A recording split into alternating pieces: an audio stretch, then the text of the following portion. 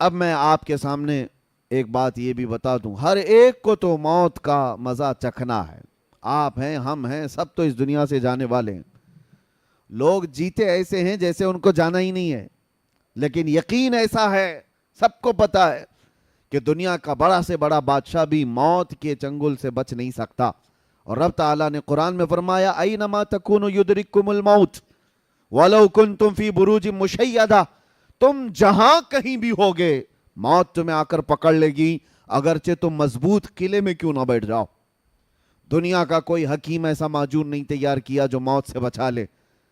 Science اتنی ترقی کر کے بھی آج تک موت کی دوا نہیں بنا سکا، کوئی نہیں بنا سکتا قیامت تک. قرآن میں اللہ کا وعدہ ہے لکل امت اجل، ہر جماعت کو یا ہر انسان کو موت آنی ہے. اذا جاء اجلهم فلا يستأخرون ساعة ولا يستقدمون، جب وہ اجل آ جائے، جب وہ وقت مقرر آ جائے تو اللہ تعالیٰ قرآن میں فرماتا ہے ایک سیکنڈ نہ پہلے آئے گی نہ بعد میں آئے گی.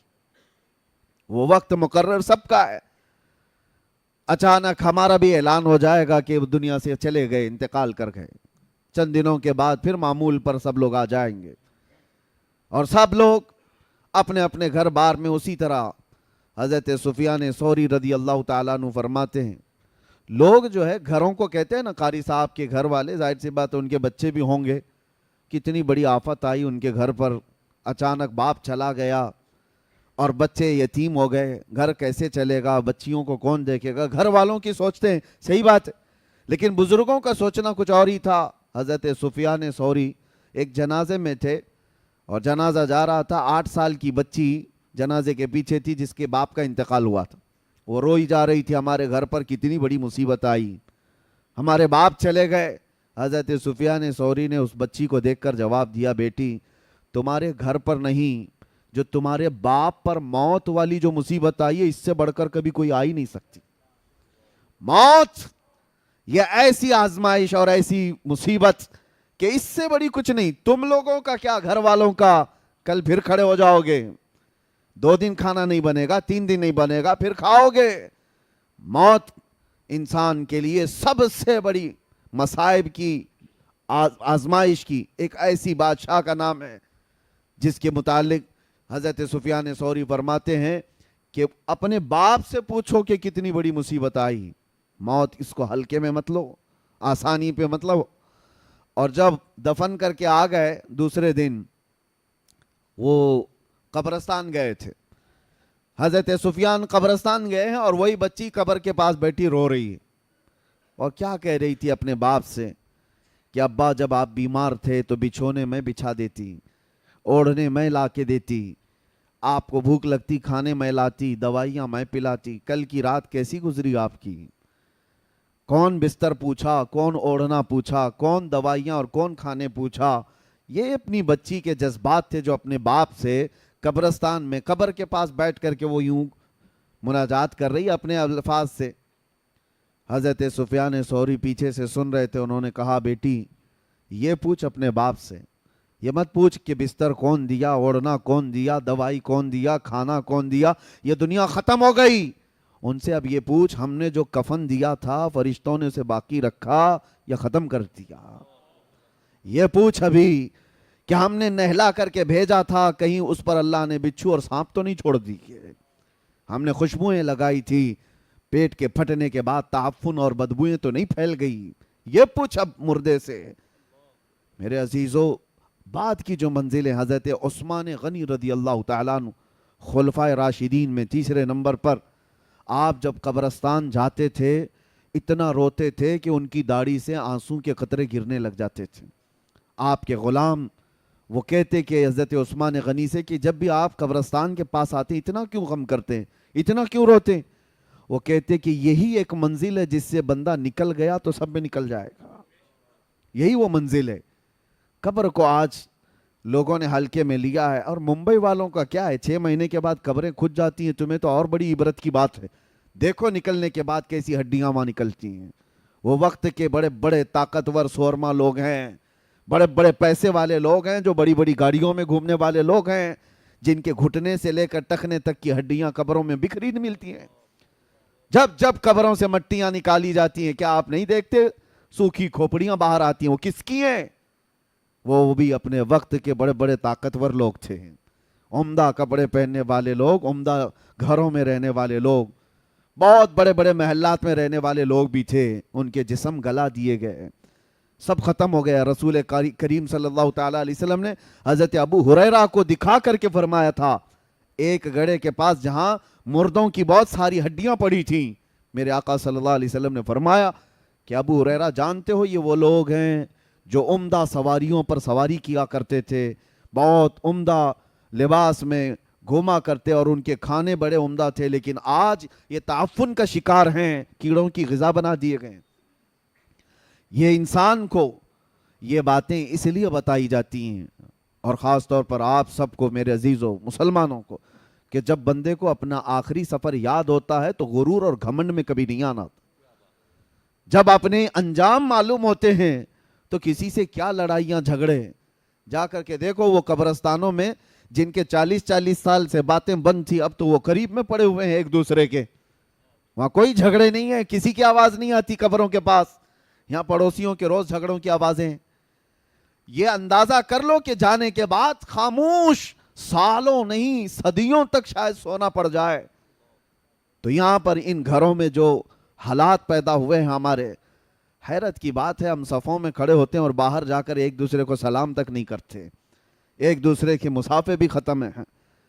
یہ جو نفرتوں کی دیواریں ہیں، انسان کو اگر اپنا آخری مقام معلوم ہو کہ سب چھوڑ کر کے تو جانا ہے مجھے۔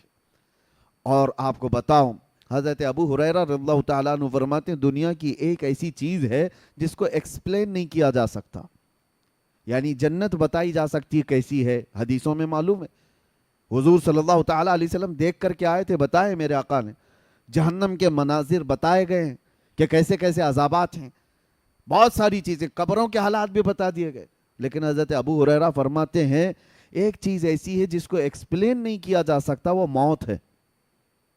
وہ کیسے انداز میں آتی ہے؟ کیونکہ جس نے چکھ لیا وہ بتانے کے لیے آیا نہیں، جس کو آئی موت وہ دوبارہ آ کر بتایا کبھی نہیں کہ کیسے آتی ہے، اور جو پہلے سے بتایا ہے وہ یا تو پھر بزرگوں کی باتوں کو بتائے گا، ہاں اللہ کے نبی صلی اللہ تعالیٰ علیہ وسلم نے جو بتایا ہے وہ ہمارے لیے یقینی ہے۔ سنیے، موت کے سلسلے میں اس لیے میں عرض کر رہا ہوں کہ قاری صاحب قبلہ کو ان کی جو موت ہے، کچھ ایسی موتیں ہیں جو شوق لگا دیتی ہیں۔ ویسے تو ایک شاعر نے بہت خوب کہا ہے، موت اس کی جس کا کرے زمانہ افسوس، یوں تو یہاں آئے ہیں سبھی مرنے کے لیے۔ آئے تو سب ہیں مرنے کے لیے، لیکن کچھ موتیں ایسی ہیں جو ہلا دیتی ہیں، آدمی کو سوچ و بچار پر مجبور کر دیتی ہیں۔ جوان بندہ ہٹا کٹا، ایک دن پہلے اسی مسجد سے وہ میرے پاس آئے تھے، ایک دن پہلے کی بات کر رہا ہوں، وکرولی پارک سائٹ آئے، کافی دیر تک بیٹھے رہے، گفتگو ہوتی رہی، اور انہوں نے کہا کہ حضرت مجھے اس سال رمضان میں مدینہ شریف جانا ہے۔ تو میں نے کہا قاری صاحب کیا تراویح نہیں پڑھا ہوگے؟ نہیں، اس سال ایسا ہے کہ برسوں بعد میں چھٹی لے رہا ہوں مسجد سے، ہماری ٹرسٹ نے دوسرے تراویح کے لیے، یعنی حافظ کے لیے دوسرے کا وہ انتظام کرنے کے لیے میں نے کہہ دیا ہے، انہوں نے خود مجھے ٹرسٹ نے کہا ہے کہ آپ جانا چاہیں رمضان مدینے میں گزار لیجئے۔ میں کہا بہت اچھی بات ہے۔ ہم حافظ لوگوں کا ایک بڑا مسئلہ یہ، میں خود 25 سال سے تراویح سنا رہا ہوں الحمدللہ، اللہ تعالیٰ سلامت رکھے اور قائم رکھے، اور پچھلے سال، اس سے پہلے سال میں نے اندر بھی تراویح چھوڑی نہیں ہے، پوری تراویح پڑھائی ہے۔ حافظ جو ہے تراویح سے کمپرومائز نہیں کرتا ہے، اسی وجہ سے ہمیں رمضان میں وہاں جانے کا موقع نہیں ملتا، اور اگر کبھی ملتا ہے تو چھوٹی سی جماعت ہی صحیح، وہاں جا کر کے بھی رمضان میں تراویح پڑھانا حافظ کے لیے ضروری ہوتا ہے۔ وہ پورے سال کا اس کا ایسا نہیں ہے کہ وہ نذرانے کے لیے پڑھاتا ہے، بلکہ اس کی یادداشت اور اس کے حافظے کے برقرار رکھنے کے لیے بہت ضروری ہے۔ تو ان سے میں نے کہا، انہوں نے کہا کہ برسوں بعد مجھے موقع ملا ہے، میں جانا چاہتا ہوں۔ بہت اچھی بات ہے۔ پھر میرے ساتھ ہمارے وہ ادارے میں آئے، کچھ کام چل رہا تھا، کہا ہمارے پاس پی او پی والے ہیں، لڑکوں کو میں بھیج دیتا ہوں۔ اور یہ تمام باتیں ہوئی, نکل گئے, اور میں اجمیر شریف کے سفر پر میں پلین میں بیٹھا تھا, اسی وقت فون آیا کہ قاری صاحب کا انتقال ہو گیا. یقین نہیں ہوتا, یہ کچھ ایسی خبریں ہوتی ہیں. اس کے بعد پھر میرے عزیزو, یہ جو شاکنگ نیوز ہوتی ہے نا اس طرح کی ہلا دینے والی, تب بندے کو بہت زیادہ سنبھل جانا چاہیے. جو رات کا کھانا ہمارے ساتھ کھایا ہو اور ناشتے کے وقت وہ قبر میں سویا ہو, یہ ہے دنیا بدل جاتی ہے, پوری دنیا بدل گئی. ایک شام پہلے جو مغرب پڑھایا ہو اور دوسری شام مغرب میں وہ قبرستان میں سویا ہو, پوری دنیا تبدیل ہو جاتی ہے. آج ہم یہاں بیٹھے ہیں, ہم میں سے کسی کو نہیں پتا فجر ملنے والی ہے نہیں. یہ موت کا معاملہ اللہ تبارک و تعالیٰ نے اس طرح اسی لیے رکھا ہے کہ بندہ غرور و تکبر میں فرعون نہ بنے. آج پتہ ہے آپ کو, پورے یہودی اور جو نئی ایجادات کرتے ہیں ان کے پیچھے ایک ان کا وقت, ایک بہت بڑا, جو میری اسٹڈی کا میں آپ کو بتا رہا ہوں, ان کو کیا لینا دینا ہے پوری دنیا کو. یہ جو نیو ورلڈ آرڈر جو کرتے ہیں کہ پوری دنیا کو گلوبل ویلیج بنانا ہے, ایک دنیا بنانا ہے. آپ کو پتہ ہے پورے گولڈ کو اپنے پاس رکھنا, اکنامک پوری طاقت کو اپنے پاس رکھنا, بینکنگ نظام کو اپنے پاس رکھنا, دنیا کی ساری حکومت کو اپنے پاس رکھنا, کیوں کر رہی ہے ایک چھوٹی جماعت؟ کیوں کرتی ہے ایک چھوٹی سی جماعت؟ آپ کو پتہ ہے سالوں پہلے نمرود کے زمانے میں ایسا ہوا تھا کہ یہی قوم نے پوری دنیا میں ایسی حکمرانی کی کہ نمرود کو یہ بات کسی نے بتائی کہ دنیا کی ہر طاقت تمہیں مل گئی ہے, کچھ بھی کر سکتے ہو تم. 1000 لوگوں سے وہ تنہا لڑ سکتا تھا نمرود, اور انسانوں پر تو ایسی حکومت تھی. لیکن اس سے مشورہ دینے والوں نے کہا ایک چیز تمہیں نہیں ملی ہے, وہ ہے موت و حیات پر کنٹرول. جب چاہے مرے کوئی, جب تک ہم چاہیں زندہ رہے, یہ چیز. تو اس نے کہا یہ کہاں ہے؟ کہا یہ خدا کے پاس. جیسے کہ نبیوں نے بتایا ہے, نبیوں پر ایمان نہیں تھا لیکن اتنا تھا کہ اللہ ہے, خدا ہے, اور اس کے پاس یہ طاقت ہے. تو جانتے ہو آپ, اس نے ایک قلعہ بنایا, بہت بڑا برج, بہت اونچی عمارت بنائی اور پورے انسانوں کو جمع کیا. تو بہت بڑی فوج, اس لیے کہ خدا سے لڑنا ہے, اور خدا سے لڑ کر کے اس کو گرا دیں گے اور پھر موت کا کنٹرول اپنے ہاتھ میں لیں گے. آپ سوچو, یہ بہت پہلے ہو چکا, بہت پہلے تاریخ میں. اور اس نے عمارت بھی بنائی اتنی بلند کہ آسمان تک لگنے جائے. اس زمانے میں اتنی تو بلند نہیں ہو سکتی تھی, لیکن بنایا اپنے خیالات کے اعتبار سے. اور انسانوں کو ایک زبان, ایک کرنسی, سب کچھ ایک کر دیا کہ لڑنے کا وقت آئے تو سارے انسان مل کر کے خدا سے لڑیں گے اور یہ پاور چھین لیں گے موت و حیات کا, اپنے حساب سے بانٹیں گے کون کتنے سال جینے والا ہے. ظالموں کو جب زیادہ طاقت ملتی ہے تو خدا بننے کا ایسا ہی غرور آتا ہے. اللہ تبارک و تعالیٰ سے لڑنے کا یہ فیصلہ کیا. یہ اسرائیلی روایات میں موجود ہے آج بھی کہ اللہ نے فرشتوں میں سے ایک فرشتے سے کہا کہ آؤ دیکھو کہ ہمارے ایک بندے نے ہم سے لڑائی کا منصوبہ بنایا ہے. ایک فرشتے کو بھیجا, جاؤ دیکھ آؤ. جبرائیل, میکائیل, اسرائیل, اسرافیل علیہ السلام, بڑے فرشتوں کے نہیں, ایک فرشتے کو. وہ فرشتہ زمین پر آیا اور صرف پر ہلایا تھا تو اس کی پوری عمارت دھس گئی. جتنی فوج تھی وہ سب کے سب موت کا شکار ہو گئی, اور ایک دوسروں کی زبانوں کو مختلف کر دیا گیا. نہ اس کی زبان اسے پتا, نہ اس کی زبان اس کو پتا, سب زبانیں مختلف کر دی گئیں. لیکن ایک پلان تھا, ایک منصوبہ تھا. آج کے دور میں بھی, ترقیاتی دور میں, لوگوں کو یہ لگتا ہے یہ جو چھوٹی جماعت آج پوری دنیا کو کنٹرول کر رہی ہے, اس کو یہ تک یہاں تک جانا ہے کہ اسپیس میں جائیں, کہیں تو جائیں, ایک بار اپنی طاقت سے خدا کو زیر کر دیں اور موت کا پاور اپنے پاس لے لیں. اور قرآن میں رب تعالیٰ نے یہ فرمایا ہے لَن يَخْلُقُوا ذُبَابًا وَلَوِ اجْتَمَعُوا لَهُ, تم سارے انسان مل کر کے ایک مکھی بھی نہیں پیدا کر سکتے, اور مکھی اگر مر جائے تو اسے زندہ بھی نہیں کر سکتے. ضعف الطالب والمطلوب، قرآن میں اللہ نے فرمایا کتنی کمزور ہے تمہاری طاقت۔ اسی لیے میرے عزیزوں موت کا ذکر ہم اس لیے کرتے ہیں کہ ہمیں ہماری کمزوری پتہ چلے، ہمیں ہماری حیثیت معلوم ہو، ہم کتنی حیثیت کے ہیں۔ ایک ٹھوکر لگنے پر موت آ سکتی ہے، اور کبھی کبھار بلڈنگوں سے گرنے والا بھی بچ جاتا ہے۔ یہ سارا نظام قدرت ہے اللہ تعالیٰ کی طرف سے ہے۔ اور موت اچھی اور بری کیا ہوتی ہے؟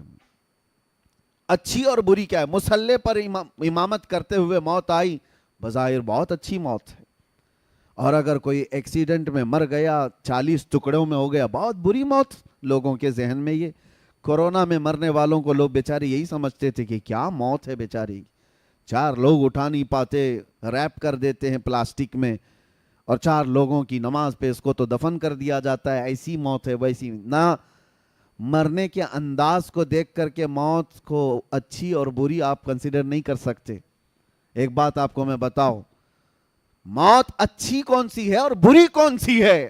اور جنازے دیکھ کر کے بھی نہیں، جنازے پھولوں سے سج جائیں، لد جائیں، ہزاروں کی بھیڑ ہو جائے، یہ بھی معیار نہیں، کسوٹی نہیں اچھی اور بری موت کا۔ اچھی اور بری موت کیا ہے؟ اگر غریب آدمی تنہا بھی مر گیا ہو، ایمان پہ مرا ہو تو سب سے اچھی موت ہے۔ عشق رسول پہ گیا ہے تو سب سے اچھی موت ہے، اور لاکھوں کی بھیڑ میں کفر پہ مرا ہے تو سب سے بری موت ہے۔ بھیڑ لاکھوں کی ہو اور کفر پہ موت آئی ہے تو وہ سب سے بری موت ہے۔ اور ایمان پہ مراؤ، ایکسیڈنٹ ہوا ہو، 40 ٹکڑوں میں بدل گیا ہو، اسے چیل کوے کھا گیا ہو، شیر کھا گیا ہو، آگ جلا دی ہو، پانی نے نگل لیا ہو، کچھ بھی ہوا ہو، ایمان پہ مرا ہے تو اچھی ہی موت مرا ہے۔ یہ بات یاد رکھیں آپ، ایمان پہ مرا ہو، عشق رسول کے ساتھ گیا ہو، وہ اچھی موت ہے۔ اور باقی اگر ایمان نہیں تھا مرنے کے وقت، پھر چاہے جتنے جلسے جلوس ہو جائے اس کے، وہ کوئی اچھی موت نہیں۔ اسی طرح سے یہ بھی کہا گیا ہے مدینے میں مرنے کی تمنا سب کی ہوتی ہے، لیکن مدینے میں مرنے کے بعد جو فضیلت ہے مدینے میں مرنے والے کی، وہ ایمان کے ساتھ مرے تو فضیلت ہے، ورنہ منافقین کو جنت البقیع سے نکال کر پھینک دیا جاتا ہے۔ یہ بھی بات یاد رکھو آپ، ایمان کی حالت میں جو دنیا سے گیا اور مدینے میں مرا ہے، ارے اس کے کیا کہنے ہیں؟ ارے وہ قیامت کے دن مومنین کی شفاعت کرے گا۔ میرے آقا صلی اللہ تعالیٰ علیہ وسلم نے فرمایا جنت البقیع کے اس قبرستان سے 70,000 لوگ ایسے نکلیں گے قیامت کے دن جن میں سے ہر میت 70,000 کی شفاعت کرے گی۔ وہ فضیلت ہے ان کے لیے، لیکن وہ ایمان کے ساتھ گیا ہو، عشق رسول کے ساتھ گیا ہو۔ اور اسی لیے ہم تمنا بھی کرتے اللہ تعالیٰ اللہم ارزقنا شہادتاً فی سبیلک و موتاً فی بلد حبیبک، اے اللہ تیرے راستے میں ہمیں شہادت عطا فرما اور تیرے نبی کے شہر میں موت عطا فرما۔